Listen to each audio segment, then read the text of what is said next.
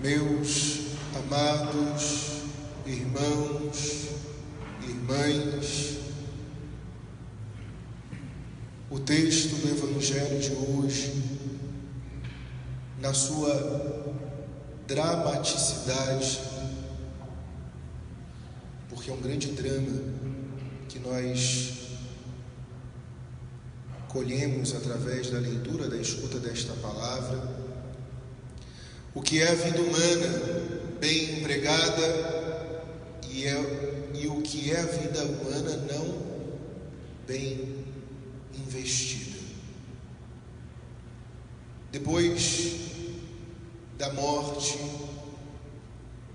de Dom Henrique Soares, muito se tem falado, muito se tem apresentado daquilo que este servo de Deus, esse homem, deixou como contribuição da sua vida espiritual. E escutando uma de suas tantas pregações, e ele é insistente nestas palavras, porque se você acompanhar alguns retiros que ele pregou, ele retoma esta palavra. E ele dizia que quando ele era jovem, uma grande inquietação ocupava o seu coração. Que inquietação era esta? Empregar a sua vida numa causa que valesse a pena. A vida dele só teria sentido se ele investisse a vida dele numa causa que valesse a pena. Então, através desta palavra, iniciamos desta maneira uma grande provocação, porque o Evangelho fala deste investimento de vida. Uns que são prudentes e outros que são imprudentes. Uns que têm tempo para Deus e as coisas de Deus, e outros que não têm tempo para Deus nem para as coisas de Deus.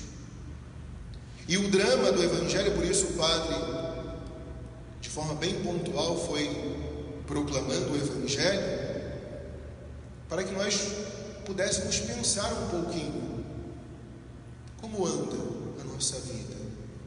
Temos sido como essas jovens prudentes, ou temos sido como essas jovens imprudentes? Aqui o texto usa a palavra previdente, aquela que prevê, pré-vidéria, né? Ou providéria, providência, né? Quase a mesma raiz etimológica. Pré-vidéria e pré-vidente é aquela que vê antes e por isso se prepara, né? Vislumbrando que talvez não daria conta a pouca quantidade de óleo que tinha, levou uma reserva.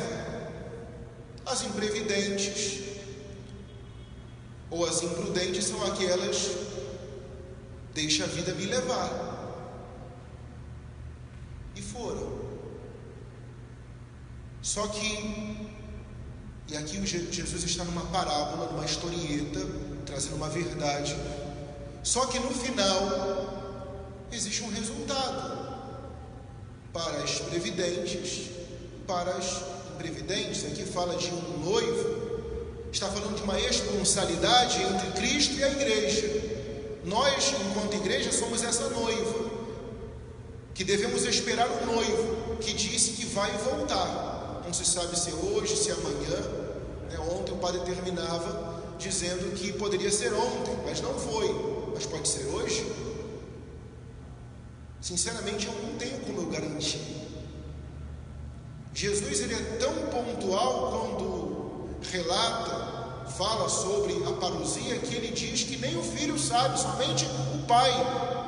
Um segredo, né? Claro que Jesus está falando dele como na sua união hipostática, uma pessoa, segunda pessoa, a união da sua natureza humana com a divina. Claro que entre a Trindade não há mistério, né?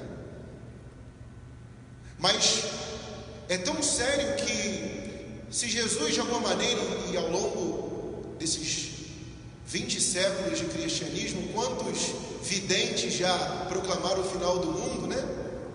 Imagina se Jesus dissesse que tal dia, né, seria o final do mundo.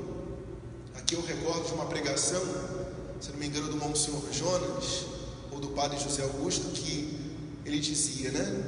Vamos supor que Jesus dissesse: olha, o mundo vai terminar no dia 21 de dezembro de 2020, né? Dia do aniversário do Monsenhor Jonas e dia do meu aniversário também. Até o dia 20, deixa a vida me levar. Chegou o dia 20, amanhã vai acabar, todo mundo correndo para a igreja. A pregação o Senhor dizia, né? Todo mundo correndo para a igreja para se confessar, até porque amanhã vai acabar o mundo. Mas Jesus não disse que o mundo vai acabar ou que ele vai voltar no dia 21 de dezembro de 2020. Não. Ele apenas pediu que ficássemos em vigilância, de atalaia, né? É aquele que fica no forte, né? Cidade amuralhada e tem uma torre de vigia, e ele não pode cochilar, porque senão a cidade é invadida. O vigia esperando a aurora desse sol nascente que vem nos visitar, a sua segunda vinda. Então eu tenho que estar com as lâmpadas acesas, o óleo da fé, né, alimentando ali a minha fé, a minha esperança, a minha caridade, as virtudes teologais. Eu não posso deixar esmorecer. Ontem o padre falava, tomando o livro do Apocalipse, desse amor que se esfria. Eu não posso deixar o amor esfriar, porque eu tenho o esposo, a igreja como esposa, ela espera o seu esposo com alegria. Ela não pode cochilar, por isso desperta. Devemos despertar. Hoje nós celebramos Santo Agostinho. Tanto já se falou ao longo desses séculos de Santo Agostinho. O padre preparou a sua pregação, poderia ter ido por muitos caminhos, porque muito já se falou e muito ainda pode se falar sobre Santo Agostinho. O padre procurou adequar, né, a vida, o testemunho deste homem, as suas palavras, ao tema de hoje, que é um grande tema que marca a vida de São João Batista. Importa, é necessário que ele cresça e eu diminua. Não só se falou de Santo Agostinho, porque depois de São Paulo, o maior, podemos assim dizer, expoente, daquele que tanto escreveu e que conseguiu converter e convencer tantos homens e mulheres para aderirem ao cristianismo, depois dele, claro, vemos Santo Agostinho, depois São Tomás de Aquino, que foi, podemos assim dizer, discípulo de Santo Agostinho, aprendeu muito com ele. Mas muito também Santo Agostinho falou e escreveu. Bispo e doutor da Igreja Santo, Santo Agostinho escreveu um tratado sobre a Trindade, de Trinidades. Santo Agostinho escreveu um tratado sobre a graça. Santo Agostinho escreveu sobre o livre-arbítrio. Santo Agostinho tem vários sermões e discursos aos pastores. Santo Agostinho escreveu sobre tantas realidades que é interessante que até no meio dos pregadores, quando você cita um pensamento de um santo e você não sabe muito bem quem falou, você fala Santo Agostinho, porque o homem falou tanto, escreveu tanto sobre tantas coisas. Então o padre procurou elencar aquilo que creio ser mais pertinente para esse nosso último dia do nosso retiro. Então eu começo com uma fala de Santo Agostinho, quando ele vai dizer, e eu penso que foi isso que nós vivemos ao longo desses 9 dias. Santo Agostinho vai dizer: conhece-te, aceita-te, supera-te. O padre pregava sobre a necessidade desse conhece-te a ti mesmo. Sócrates, tomando aquilo que estava no portal do templo de Delfos, provocava, né? Sócrates morreu por causa da verdade. Interessante, já na filosofia, São Justino, filósofo cristão, vai dizer que aquilo de sabedoria que os filósofos trouxeram, na verdade já eram sementes do verbo. sabedoria que se encarnou, Jesus Cristo. Então Sócrates foi acusado, né, depois teve que tomar aquele veneno, né, cicuta, né, foi condenado, e a condenação dele, estar corrompendo a juventude, porque ele estava despertando os corações que viviam na mentira, né? Depois seu discípulo Platão vai falar do mito da caverna, né, as pessoas que viviam nas trevas, e aquele homem fazia com que aqueles homens caíssem em si mesmos e descobrissem a verdade que já habitava. Santo Agostinho, ele vai tomar muito dos textos de Platão, discípulo de Sócrates, vai falar que a verdade habita no interior do homem. Então, meus amados, primeira coisa é conhecer-te. Quem não se conhece não emprega a sua vida numa causa que vale a pena. Certa vez, nosso querido Padre Genival, um grande pregador que nós temos, Padre Genival, nossa diocese, pregou o retiro para os seminaristas, e ele falava justamente disso. Imagina você estar na rodoviária, e chega nesta rodoviária e tem uma pessoa ali, você percebe que ela está perdida, e você, num ato de caridade, se aproxima, é um senhor já de idade, e você pergunta para ele: vem cá, o senhor está perdido? Sim, meu filho, me ajuda, por favor. Tá bom, para começar a conversa, qual o seu nome? Eu não sei. Tá certo, mas está com algum documento, alguma identidade? Não estou. Mas você não se recorda o seu nome? Não sei. E vem cá, e você está vindo da onde? Também não sei. E você quer ir para onde? Também não sei. Como é que você vai ajudar uma pessoa assim? Ela não tem identidade, ela não sabe de onde veio, e ela não sabe para onde vai. Conhece-te. O Papa São João Paulo II, na Fides et Ratio, Fé e Razão, vale a pena, exercício e dever de casa, né? Escreveu sobre a fé e a razão, que são como duas asas que se unem e nos elevam para a contemplação da verdade, que em última instância é o próprio Deus. E logo no início da Fides et Ratio, o Papa São João Paulo II, ele vai dizer, tomando aquelas velhas perguntas existenciais: quem sou eu? De onde vim? E para onde vou? Eu preciso, meu irmão, minha irmã, e terminando este retiro hoje, eu preciso, depois desta caminhada, saber quem sou eu. Quantas pessoas que não se conhecem,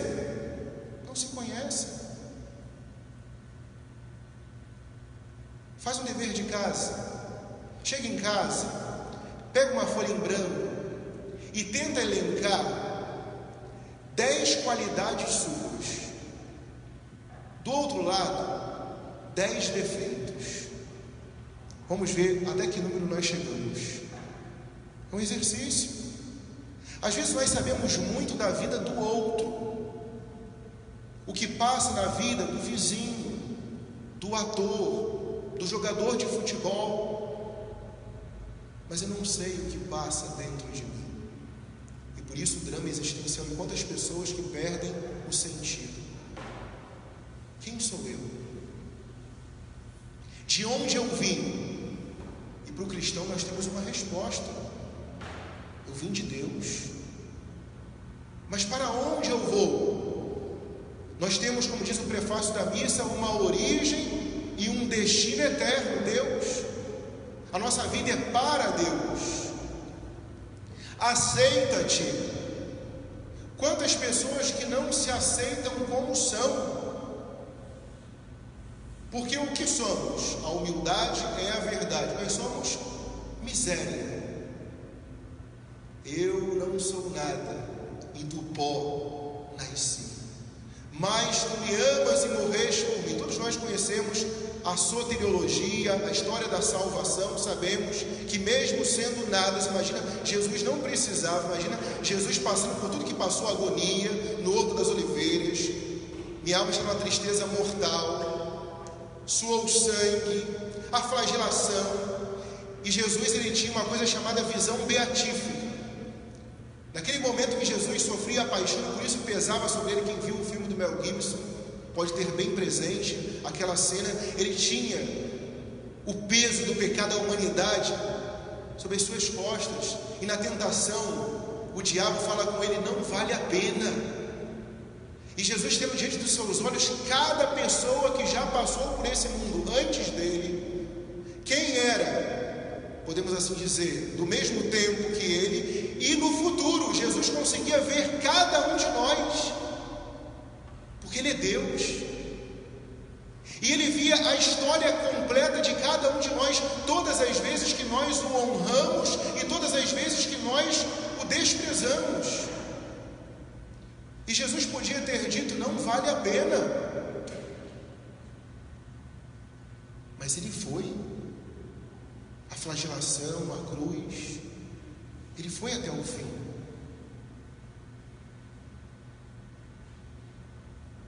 Como Santa Teresinha, o que agrada a Deus em minha pequena alma é que eu ame a minha pequenez e minha pobreza. São Paulo vai dizer: eu me comprazo nas minhas fraquezas, nas minhas misérias. São Francisco de Assis, ele mesmo, santo, se considerava um grande pecador. Mas todos esses se aceitavam na sua condição criatural, contingente. Padre, palavras complicadas. O que é contingente? Na filosofia, contingente é o oposto daquilo que é necessário. Deus é necessário, eu sou contingente. O que é isso? Eu existo, mas eu poderia não existir, e o mundo continuaria tranquilo se eu não existisse. Eu sou contingente. E por que eu existo? Porque Deus quis. Mas por que Ele quis? Vai perguntar a Ele. Ele é livre. Ah, padre, eu não pedi para nascer. E aí lembramos o Padre Léo: o nada pede alguma coisa? Do nada Deus nos trouxe a existência, mas trouxe com uma finalidade. Eu preciso descobrir, porque senão eu vou ser como aquele homem na rodoviária. Eu não sei a minha identidade de filho de Deus, eu não sei de onde vim nem para onde vou. E como é que eu vou chegar no céu se eu não sei para onde eu vou? Aceitar-se, mas não aceitar-se naquela síndrome de Gabriela: eu sou assim, eu nasci assim e eu vou ser sempre assim. Um conformismo. Não, São Paulo vai dizer: não vos conformeis com este mundo, renovai a vossa mentalidade, para depois chegar ao terceiro ponto: superar-te, supera-te. O ser humano, diferente de todos os outros seres da criação, o ser humano, ele tem uma capacidade. Que capacidade é essa, Padre? De autotranscender-se. Ele tem a capacidade de mudança. Ele não está determinado a viver uma vida no pecado. Ele tem a capacidade, aí vemos a vida de Santo Agostinho, de mudar, de se superar. O padre aqui preparou para terminar a pregação com esta fala, mas já antecipo. Santo Agostinho vai dizer: se pode ser melhor do que és, é evidente que ainda não és tão bom como deves, porque você pode se superar.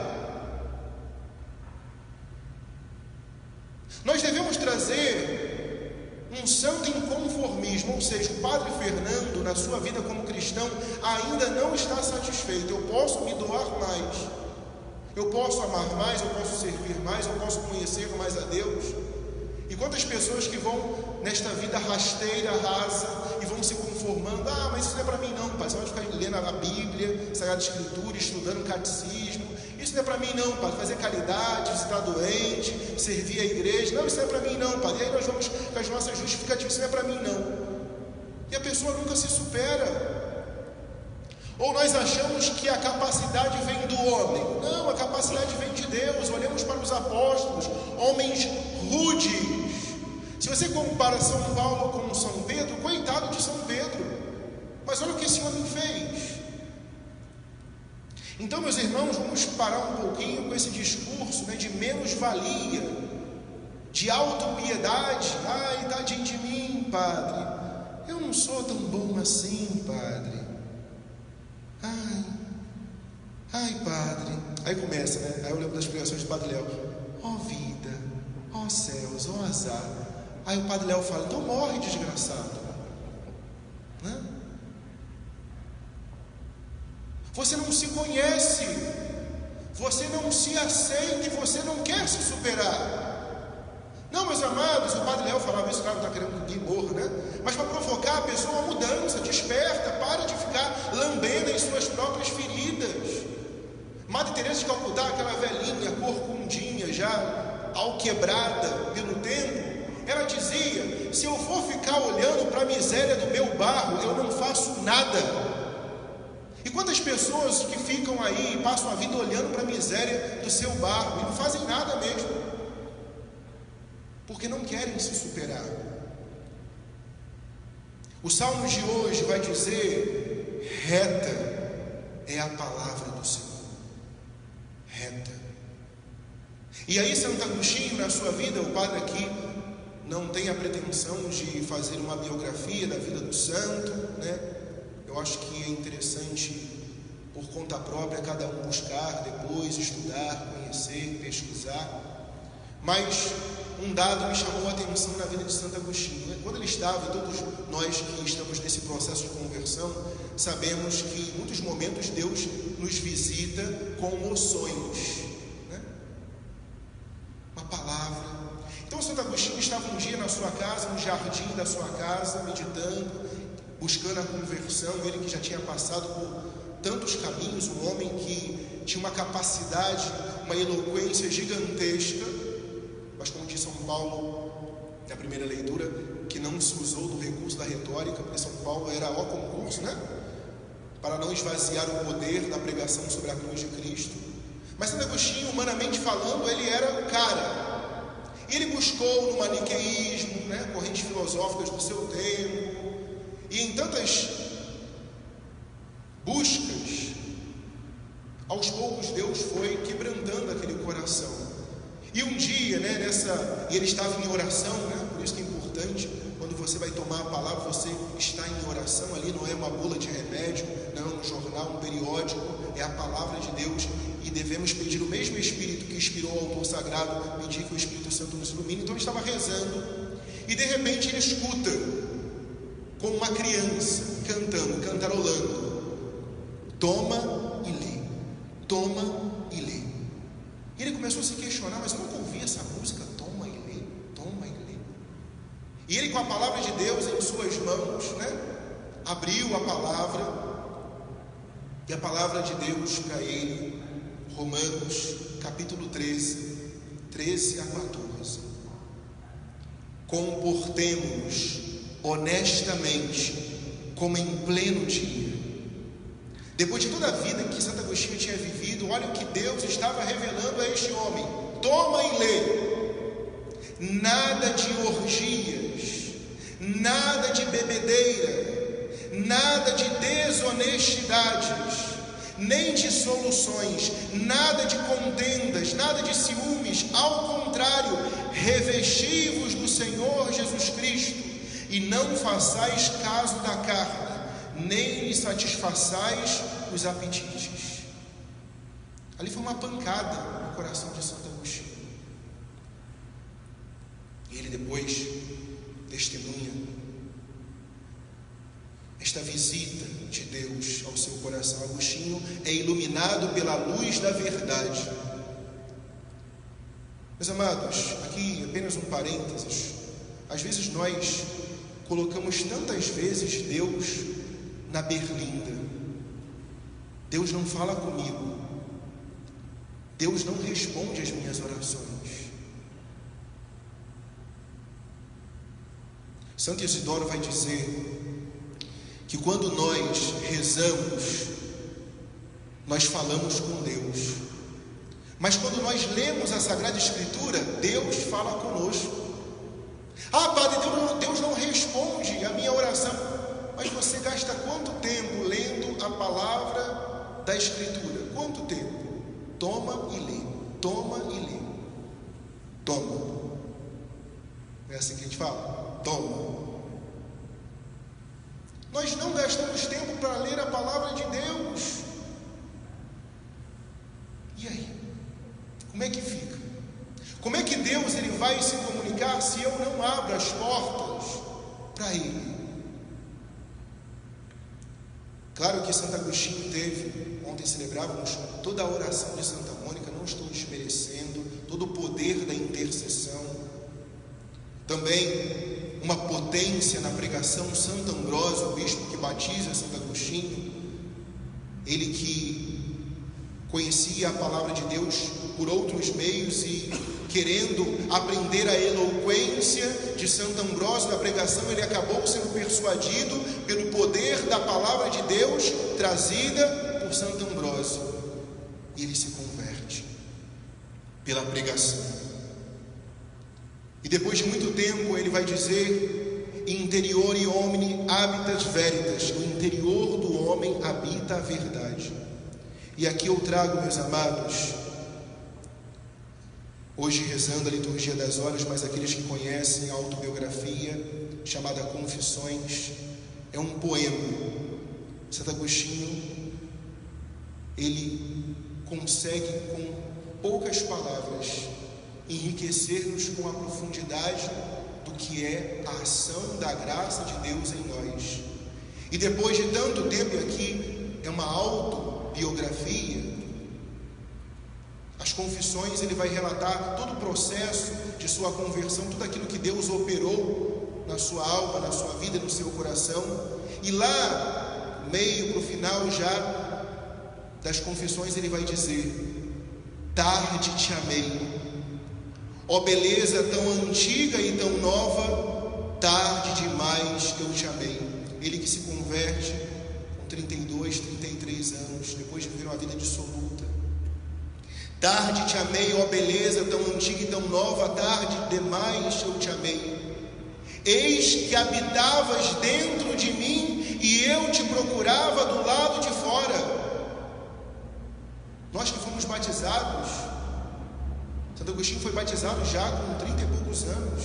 Nós que já recebemos a graça, o amor de Deus foi derramado em nossos corações pelo Espírito Santo que nos foi dado. Eis que estava dentro de mim, eu te procurava fora. Eu, disforme, lançava-me sobre as belas formas de tuas criaturas. Estavas comigo, mas eu não estava contigo. Quantas pessoas, Padre, Deus me abandonou? Não, Deus está contigo, mas muitas vezes você que não está com Ele. Andarei na presença de Deus. É necessário essa iniciativa do meu coração, estar com Deus. Aí ele começa a falar dos sentidos, tão bonito, por isso eu disse que ele é um grande poeta. Retinha-me longe de ti as tuas criaturas que não existiriam sem ti, se em ti não existisse. Tudo é sustentado por Deus, mas tudo deve ser ordenado para Deus, e ele vivia uma desordem. E agora ele fala dos sentidos. Primeiro, a audição. Tu chamastes, tu me chamaste, e o teu grito rompeu a minha surdez. Aqui eu me recordo de uma senhora que certa vez questionou o cura d'Ars, São João Maria Vianney. E lembremos que no tempo dele a missa era celebrada versus Deum, né? O padre de costas para o povo, né? Agora é versus povo, né? Mas antes, e essa senhora questionou o santo, né? Padre, me responde uma pergunta: por que quando o Senhor prega, por que o Senhor fala tão alto? Mas quando o Senhor vai para o altar, no momento da consagração, as orações, o Senhor fala tão baixinho, quase não dá para escutar o Senhor falar. E o santo, São João Maria Vianney, com muita serenidade, muita humildade, disse para ela: minha filha, é porque quando eu prego para surdos, mas quando eu oro, eu falo para aquele que me escuta. Tu Tu me chamastes, e o teu grito rompeu a minha surdez. A visão, fulguraste e brilhastes, e tua luz afugentou a minha cegueira. Quantas pessoas surdas para Deus, cegas, porque estão preocupadas apenas, o coração curvado sobre si mesmo, viver para si e não para Deus. Agora o olfato, espargiste tua fragrância, e respirando-a, suspirei por ti. O paladar, eu te saboreei, e agora tenho fome e sede de ti. O tato, tu me tocaste, e agora estou ardendo no desejo de tua paz. Todos os sentidos espirituais ordenados para Deus. Santo Agostinho inicia as confissões dizendo que Deus nos incita a louvá-lo. E ele diz: fizeste-nos para vós, e o nosso coração permanece inquieto enquanto não repousa em vós. Enquanto o nosso coração está projetado para as criaturas, é um coração inquieto, desassossegado, se é que existe esse termo, né? Sem sossego, um coração vazio, destemperado, desordenado. Por quê? Porque está projetado para aquilo pelo qual não é a finalidade do seu ser. As criaturas também são contingentes, dependem de Deus. Nós somos contingentes, nós existimos enquanto Deus pensa em nós. Uma especulação teológica: se Deus cochilasse, toda a existência acabaria num instante. Eu existo porque a todo momento Deus está pensando em mim. Olha a beleza, né, da filosofia cristã. Por que eu continuo respirando? Porque Deus continua pensando em mim, me sustentando no ser, na existência. Eu sou aquele que é, diz o Senhor a Moisés, ao existente, aquele que é, aquele que sustenta tudo mais. Por isso, fizeste-nos, nós fomos programados, podemos entender uma linguagem assim mais moderna, nós fomos programados, criados para Ele. E aí, meus amados, voltamos à interpelação inicial: conhece-te. Se eu não sei de onde eu vim, nem para onde eu vou, eu nunca vou acertar o alvo, eu vou passar a vida pecando, errando o alvo, desagradando a Deus. Por quê? Porque eu não sei que o meu destino eterno é o céu, é o Senhor. Eu vou viver buscando as coisas desse mundo e não a Deus. Por isso Jesus, no Evangelho tão carinhoso conosco, nos convidando à prudência, à vigilância, a orientar a nossa vida para Deus. Passamos a nossa vida buscando tantas coisas, e aqui o padre traz uma queixa de Jesus. Jesus revelou-se a muitos santos místicos, e muitos deles, Santa Margarida Maria, e aqui o padre não se recorda do nome dos santos, mas muitos santos. Jesus sempre traz essa queixa de amor, a ingratidão dos homens, o esquecimento de Deus. As visitas de Nossa Senhora sempre trazem essa queixa, a humanidade que se esqueceu de Deus, e por isso tanta desordem, tantas tragédias criadas pelo próprio ser humano, porque o ser humano foi criado, orientado para Deus, e quando esquece, ele sucumbe, a desordem toma conta. Voltando a São João Maria Vianney, ele dizia que quem passa a vida e não tem tempo para Deus, passa a vida perdendo tempo. Olhemos para a nossa vida. Quanto tempo nós dedicamos para Deus? O padre, você, meu irmão, minha irmã, fiel leigo, quanto tempo você dedica, né, num planejamento, num programa de vida, num plano de vida espiritual, né, uma vida séria, que é o céu, a santidade e vida? Quanto tempo você dedica para Deus? Não pense que o padre, né, aqui numa atitude pedante, né, assim, está querendo assim bancar o santão, né? Assim, o padre já faz tudo, então ele é muito bom, ele está achando que só nós somos pecadores, ele está pronto. Não, o padre também. Sou questionado, o padre é o primeiro, e aqui eu falo com toda a sinceridade do meu coração. Cada vez que o padre sobe para pregar, e quem prega sabe disso, né?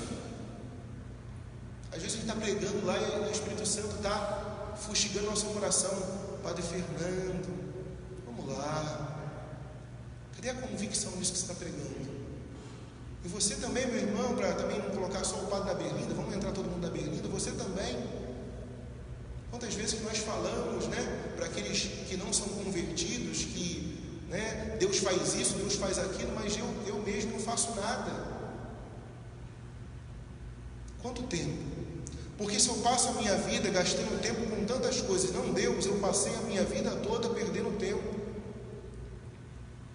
E aí, o grande ensinamento, por isso o padre falava no início, o tema de hoje, São João Batista vai dizer: por isso, meus irmãos, importa, é necessário que ele cresça e eu diminua.